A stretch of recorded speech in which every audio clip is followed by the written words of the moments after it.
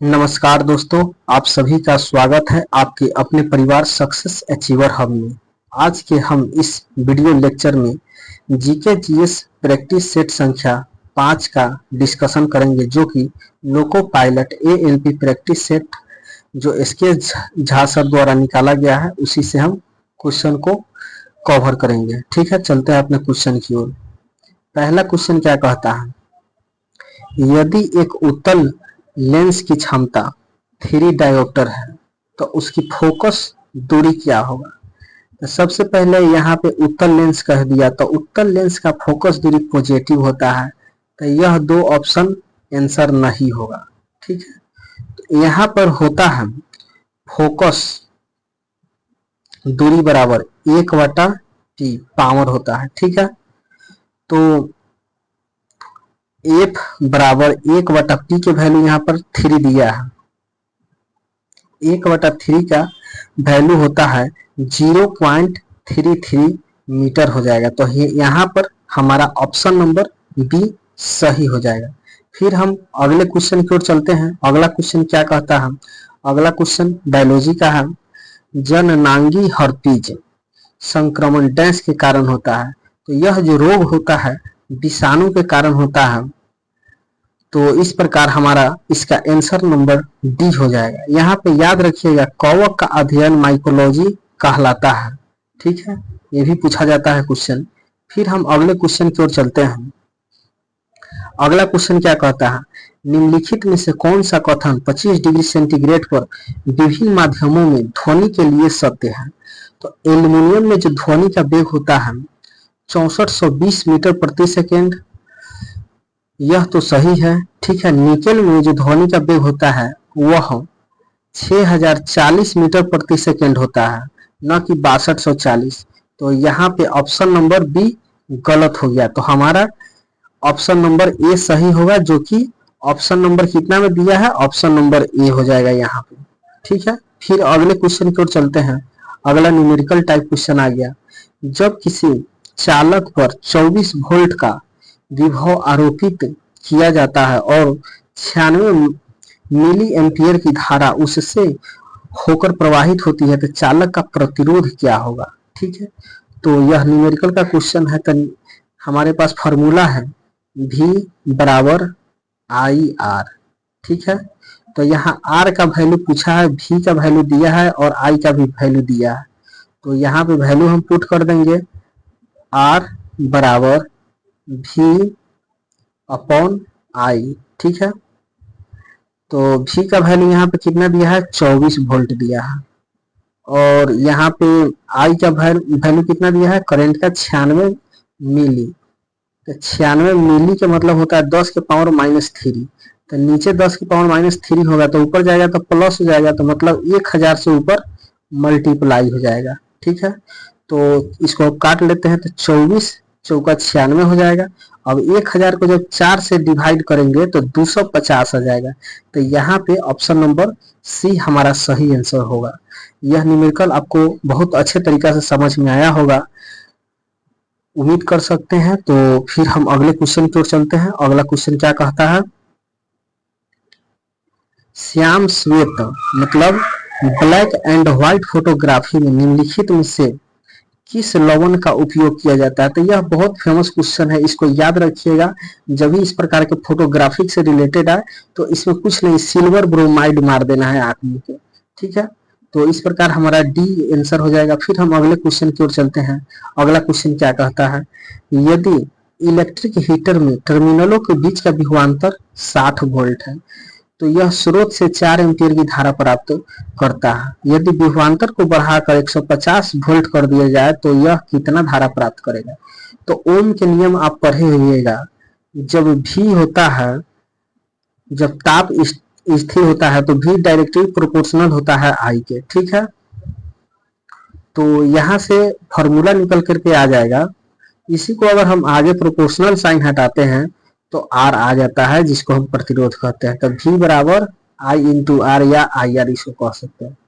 तो यहाँ पे कह रहा है कि जब 60 वोल्ट का विभवांतर है तो धारा कितना है, जब 60 ओम का है तो धारा कितना बह रहा है, 4 एम्पियर के।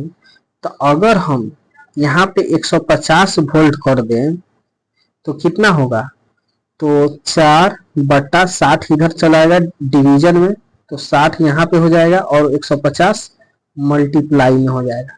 ठीक है, अब इसको हम कैलकुलेट कर लेते हैं। 1 0 से 1 0 कैंसिल, 2 से 4 2 बार में जाएगा, ये 3 बार में जाएगा, 3 से 15 5 बार में जाएगा, तो 5 दूनी 10 हो जाएगा। तो यहाँ पे 10 एम्पियर के धारा प्रवाहित होगा। ठीक है, तो ये भी न्यूमेरिकल का क्वेश्चन था। फिर हम अगले क्वेश्चन की ओर चलते हैं। अगला क्वेश्चन क्या कहता है, नीचे दिए गए कथनों पर विचार कीजिए और सही उत्तर का चयन कीजिए। ठीक है, तो आवर्त में यह जैसे आवर्त सारणी हो गया, आवर्त सारणी, ठीक है, इसी प्रकार से होता है आवर्त सारणी। तो लेफ्ट से राइट की ओर जाने पर जो होता है, इसका परमाणु त्रिज्या में वृद्धि होता है, तो परमाणु त्रिज्या में वृद्धि नहीं होता है। तो ऑप्शन नंबर 1 गलत हो गया, कथन 1 गलत हो गया।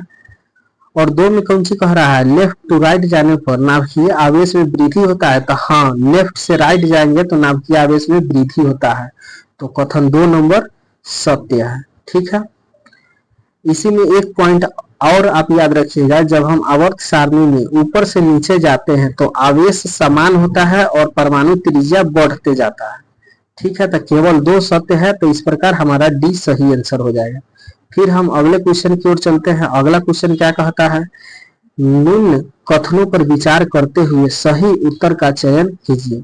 कह रहा है प्लास्टर ऑफ पेरिस में पानी में भिगोए जाने पर कठोर हो जाने का एक विशिष्ट गुण होता है। तो प्लास्टर ऑफ पेरिस को जब भिगाइएगा तो वह कठोरता को प्राप्त कर लेता है। ठीक है, तो ये भी सही है। वायु रोधक जो होता है, कोई भी छिद्र होता है कहीं पे, तो प्लास्टर ऑफ पेरिस का यूज करके उसको हम छिद्र को अवरोध कर सकते हैं। तो वही पूछ रहा है। तो यहाँ पे ये भी कथन, मतलब दोनों कथन यहाँ पे सत्य है। तो इस प्रकार हमारा यहाँ पे ऑप्शन नंबर ए सही हो जाएगा। फिर हम अगले क्वेश्चन की ओर चलते हैं। अगला क्वेश्चन क्या कहता है, 2 वाट, यहाँ पे वाट दे दिया है, गलती से ओम होगा। 2 ओम के प्रतिरोध 0.4 एम्पियर की धारा अनुरक्षित मतलब मेंटेन करती है। तो 1 सेकेंड में उष्मा कितना होगा। ठीक है, तो यहाँ पे फॉर्मूला होता है H बराबर I² R इंटू टी होता है। ठीक है, तो यहाँ I का वैल्यू पता है, R का वैल्यू पता है और T का वैल्यू पता है। तो यहाँ पे वैल्यू पुट कर देते हैं। I कितना दिया है 0.4 के स्क्वायर, तक कितना हो जाएगा 0.4 के स्क्वायर 16 हो जाएगा, इंटू R के वैल्यू कितना दिया है 2 और T के वैल्यू कितना दिया है 1 सेकेंड हो जाएगा। ठीक है, तो इसको मल्टीप्लाई करेंगे तो कितना जाएगा 16 दूनी 32, 0.32 हो जाएगा, जूल हो जाएगा। ठीक है, तो यहाँ पे हमारा ऑप्शन नंबर किसमें है, बी में दिया हुआ है, तो बी आंसर सही हो जाएगा। ये भी न्यूमेरिकल का क्वेश्चन है और बहुत इंपॉर्टेंट न्यूमेरिकल है। जो भी इस सेट में न्यूमेरिकल आ रहा है तो इसको आप ध्यान में रखिएगा। ठीक है, फिर हम अगले क्वेश्चन की ओर चलते हैं। अगला क्वेश्चन क्या कहता है, वह क्षेत्र जहां स्रोत से आने वाला पूरा प्रकाश अवरुद्ध हो जाता है तो क्या कहलाता है। तो ये बहुत इंपॉर्टेंट क्वेश्चन है, इसको हम प्रछाया कहते हैं, प्रछाया कहते हैं। ठीक है, तो इस प्रकार हमारा इसका आंसर डी हो जाएगा। कोई भी जहां से स्रोत से आता है प्रकाश, अगर वहां पे कुछ लगा दिया जाए तो पूरा का पूरा छाया रोक लेगा। ठीक है, तो छाया को रोक देता है, मतलब छाया को एक छाया रोक देता है तो प्रछाया होता है। ठीक है, तो इस प्रकार ऑप्शन नंबर बी हमारा सही आंसर हो जाएगा। फिर हम अगले क्वेश्चन की ओर चलते हैं।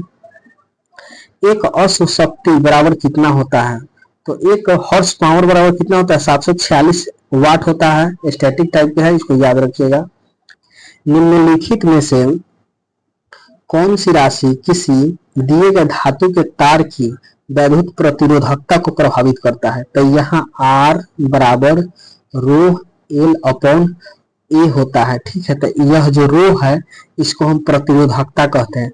यह प्रतिरोधकता जो होता है पदार्थ के प्रकृति पर डिपेंड करता है। तो यह इसको प्रभावित करने वाला कारक कौन है, इसका पदार्थ की प्रकृति। तो ऑप्शन नंबर ए इसका सही आंसर हो जाएगा। फिर हम अगले क्वेश्चन की ओर चलते हैं। अगला क्वेश्चन क्या कहता है, निम्नलिखित में से कौन सा कथन सही है। यहाँ डिफिनेशन दिया हुआ है, दृढ़ता क्या है, किसी पदार्थ के द्रव्यमान प्रति इकाई आयतन को उसकी दृढ़ता के रूप में जाना जाता है। तो दृढ़ता के रूप में नहीं जाना जाता है, इसको आयतन के रूप में जाना जाता है। ठीक है, किसी भी पदार्थ का जो द्रव्यमान इकाई होता है उसको हम आयतन कहते हैं, न कि दृढ़ता कहते हैं। तो ये तो गलत हो गया। अब गतिज ऊर्जा क्या है? यह किसी वस्तु में मौजूद ऊर्जा की तरह होता है जो उस वस्तु या पदार्थ के कण निरंतर गतिमान रहते हैं, तो यह गतिमान होती है। यही कारण है कि पदार्थ की गतिज ऊर्जा होती है।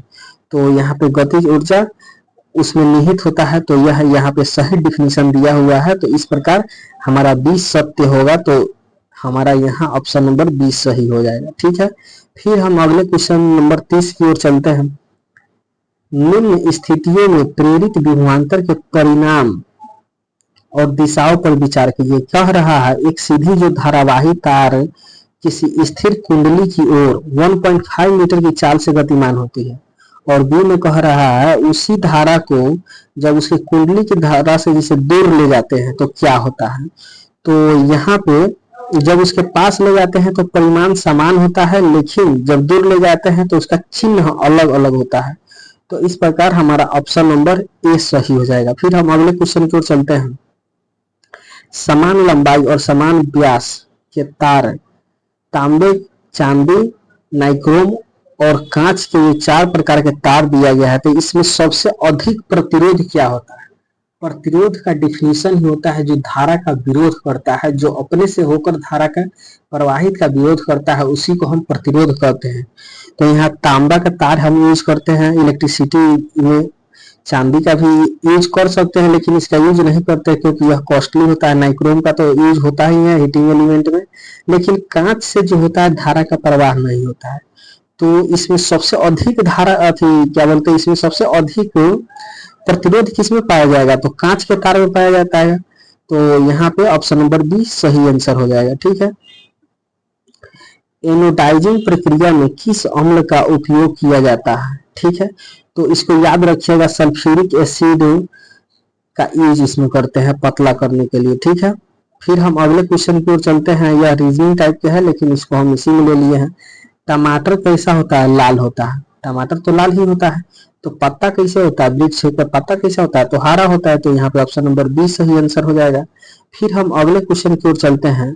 सिलिकॉन द्वारा निर्मित लंबी श्रृंखला वाले यौगिक डैश होते हैं, तो वह अति अभिक्रियाशील होते हैं। अब अति अभिक्रियाशील क्यों होते हैं? क्योंकि सिलिकॉन जो होता है वह कार्बन फैमिली से बिलोंग करता है। ठीक है, तो सबसे अधिक श्रृंखला कार्बन यौगिक का पाया जाता है। तो इस प्रकार यह अब किसका अधिक श्रृंखला पाया जाएगा? जो अधिक अभिक्रियाशील होगा। तो उसी प्रकार सिलिकॉन भी अधिक अति अभिक्रियाशील होता, अति अभिक्रियाशील यौगिक है। तो ऑप्शन सी सही आंसर हो गया। फिर हम अगले क्वेश्चन की ओर चलते हैं। निम्नलिखित में से कौन सा अम्ल क्षार सूचक नहीं है? तो स्टार्च पेपर जो होता है यह अम्ल क्षार सूचक नहीं। लिटमस से तो हम एसिड और बेस का चेक करते हैं। यहाँ पे एक चीज याद रखिएगा, ट्रिक है, नीला मतलब अ से एसिड हो गया और नीला को लाल कर देता है, मतलब नीला लिटमस पेपर को लाल कर देता है। तो वह कौन सा पाया जाता है? तो एसिड होता है। और लाल को जब नीला में परिवर्तित करता है तो वह क्षार होता है। तो इसका अपोजिट याद रखिएगा। ठीक है, फिनोफ्थलीन और मेथिल ऑरेंज यह केमिकल जो होता है केमिस्ट्री के आप लैब किए होइएगा 11th-12th में, तो उस समय इसका प्रयोगशाला में यूज होता है। ठीक है, तो फिर अगले क्वेश्चन की ओर चलते हैं। अगला क्वेश्चन क्या कहता है? अपशिष्ट उत्पादों को पादप कोशिका के अंदर कहाँ संचित किया जाता है? तो यह रसधानी में संचित किया जाता है। यहाँ पर एक चीज याद रखिएगा, लाइसोसोम को हम आत्महत्या की थैली कहते हैं, जिसका खोज डिडूबे ने किया था, और माइटोकॉन्ड्रिया के शक्ति गृह कहते हैं। ठीक है, फिर हम अगले क्वेश्चन की ओर चलते हैं। पर्णहरित यानी क्लोरोफिल वर्णक कोशिका के इनमें से किस घटक में मौजूद होता है? तो यह तो बहुत सिंपल क्वेश्चन हो गया। हरित लवक में पाया जाता है क्लोरोफिल।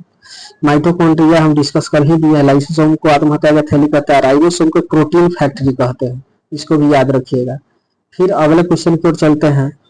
1927 में साइमन कमीशन के गठन का मुख्य उद्देश्य क्या था? तो जब साइमन कमीशन आया था तो भारत पर जो शासन कर रहा था ब्रिटेन वाला यूनाइटेड किंगडम, तो वह भारत को शासन जो चला रहा था उसको और मजबूत करने के लिए यह साइमन कमीशन का गठन किया था। ठीक है, तो इसका सही आंसर हो जाएगा संवैधानिक सुधार के प्रश्न पर विचार करने के लिए। ठीक है, तो ऑप्शन नंबर बी सही आंसर हो जाएगा। फिर हम अगले क्वेश्चन को चलते हैं।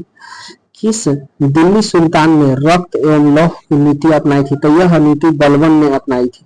ठीक है, फिर हम अगले क्वेश्चन की ओर चलते हैं।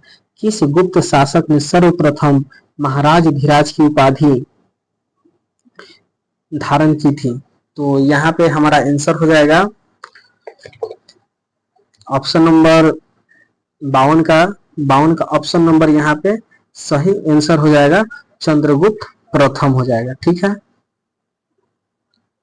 फिर हम अगले क्वेश्चन की ओर चलते हैं। अगला क्वेश्चन क्या कहता है? यदि राष्ट्रपति एवं उपराष्ट्रपति का पद खाली हो तो भारत के राष्ट्रपति के पद पर कौन होता है? तो इस पर अगर राष्ट्रपति एवं उपराष्ट्रपति का पद अगर खाली रहता है तो उस पद की गरिमा को संभालने के लिए भारत के जो सुप्रीम कोर्ट के न्यायाधीश होते हैं वह अपने पावर का इस्तेमाल करते हैं। तो यहाँ पे ऑप्शन नंबर बी सही हो जाएगा। जवाहर सुरंग डैश के पास स्थित है? तो जवाहर सुरंग जो होता है बनिहाल दर्रा के पास होता है। ठीक है, स्थित है। इसको आप एक तरीका से याद रख सकते हैं, जवाहर सुरंग। तो इस प्रकार की जब स्टार्टिंग में जब देश आजाद हुआ था तो उस समय भारत के जो प्रधानमंत्री थे जवाहरलाल नेहरू जी थे, तो वह उस समय बहुत खराब स्थिति था भारत के अंदर। तो उन्होंने धीरे धीरे रिफॉर्म करते हुए विकास करते हुए भारत को एक विकासशील देश की ओर ले जाने लगा। ठीक है, तो मतलब खराब स्थिति से अच्छे स्थिति की ओर ले जाने लगा था, मतलब अच्छा स्थिति कर रहा है। तो वही बनिहाल मतलब बनिहाल दर्रा से याद रख लेंगे। ठीक है, फिर अगले क्वेश्चन की ओर चलते हैं। हाल ही में छठी एशियाई कैरम चैंपियनशिप 2024 का आयोजन कहाँ किया गया है? तो यह करेंट अफेयर का क्वेश्चन है, यह मालदीव में किया गया है, इसको आप याद रखिएगा। फिर हम अगले क्वेश्चन की ओर चलते हैं। हाल ही में IUCN के पर्यवेक्षण में नीलगिरी लहर सर्वेक्षण कहाँ स्थित हुआ है? तो यह भी करंट का क्वेश्चन है, इसको याद रखिएगा, तमिलनाडु में। फिर अगले क्वेश्चन की ओर चलते हैं। करंट का ही यह भी क्वेश्चन है। हाल ही में किस कोरोना वैक्सीन से रक्त के थक्के जमना और प्लेटलेट काउंट कम होने की जानकारी सामने आई है? तो कोविशील्ड। ठीक है, फिर हम अगले क्वेश्चन की ओर चलते हैं। यूरोप में पिरेनीज पर्वत श्रृंखला किन दो देशों को अलग करती है? तो स्पेन और फ्रांस को अलग करती है। ऑप्शन ए सही होगा। फिर हम अगले क्वेश्चन की ओर चलते हैं। भारत में किस वर्ष रेल बजट को आम बजट में परिवर्तित किया गया था? यह विवेक देवराय समिति के सिफारिश पर 2017 में इसको आम बजट में परिवर्तन कर दिया गया। तो इस प्रकार यह आज के लेक्चर का लास्ट क्वेश्चन था। तो दोस्तों वीडियो को लाइक शेयर एंड चैनल को सब्सक्राइब जरूर कीजिएगा, एवं आपका जो भी क्वेरी होगा आप कमेंट जरूर कीजिएगा। कोशिश करेंगे हम अगले वीडियो में उसको आंसर देने के लिए। तो इस प्रकार क्वेश्चन समाप्त हुआ। Thank you. जय हिंद, जय भारत।